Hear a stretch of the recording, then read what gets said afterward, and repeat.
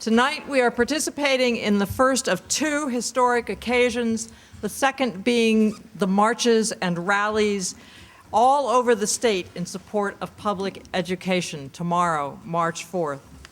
The alliance behind the March 4th events is unprecedented in its breadth and represents a departure from politics as usual, in which each sector within public education scrabbles for its slice of the pie. For the first time in history, the whole community in public education, teachers, students, staff, parents, professors, are acting together to say, enough is enough. We are here tonight to prepare ourselves for tomorrow's day of action.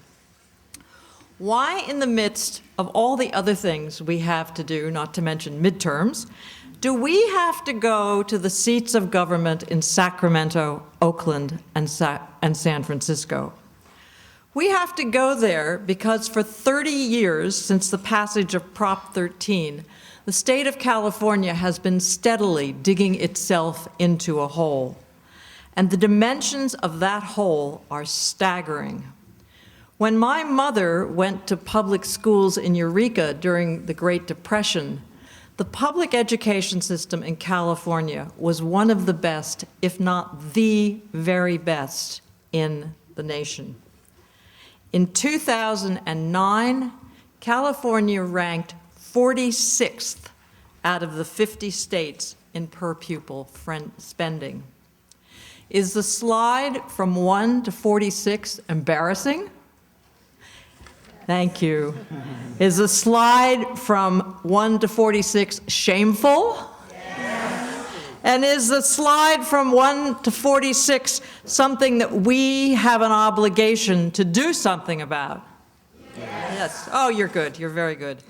That hole is so deep that many observers consider California to be a failed state. Now think about that for a minute. The 8th largest economy in the world is a failed state. So who has failed here? And who is responsible for that deep hole? First and foremost, the responsibility for this hole lies with the state legislature, which regularly fails to pass a budget, and which regularly passes off the responsibility to govern by asking the voters to rule through referendum, and which regularly refuses to grapple for the need for additional revenue streams to fund public education. In the legislature, we have Republicans who brag of downsizing government until it's down to the size where we can drown it in a bathtub, and who seem not to care that the implementation of their mantra, keep your hands off my money, will lead inevitably to the antithesis of the public good, keeping California unequal and increasing the inequalities of race, class, and gender orientation. And we have Democrats who have been absolutely spineless, failing to provide leadership in the face of this crisis. But if we are honest, we must face the fact that we too have failed.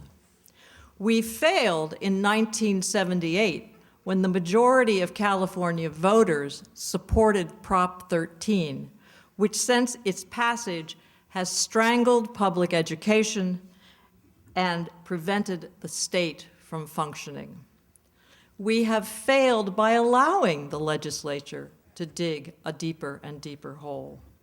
And as Ananya Roy has pointed out, for too long, we've depended upon other people to press the case for public education, and those people have been spectacularly ineffective. So we must go to Sacramento because we need to represent ourselves directly.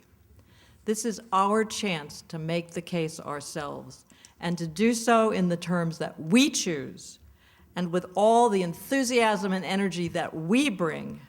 And we must make the case not just for more money, but for a public education system, preschool through college, that educates beyond hate. A system for whose graduates racism, anti-Semitism, homophobia are simply unimaginable.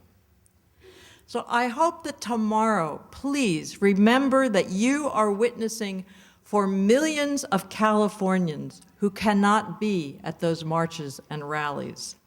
Teachers, students, support staff, parents, and others who benefit from public education.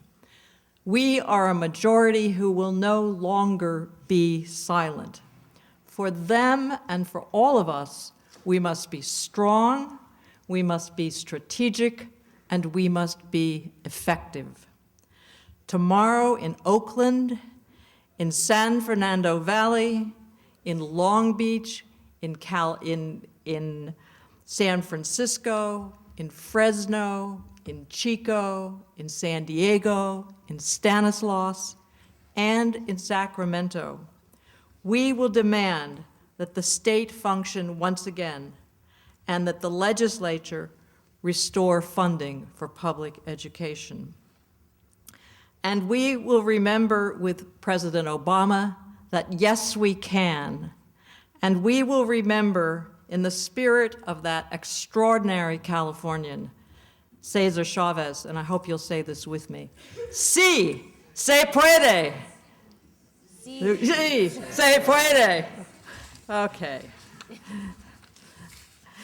Now, you are going to hear from David Kerp, Lee Rayford, Jeff Chang, wave your hands, Gray Brecken, and Ariel Boone.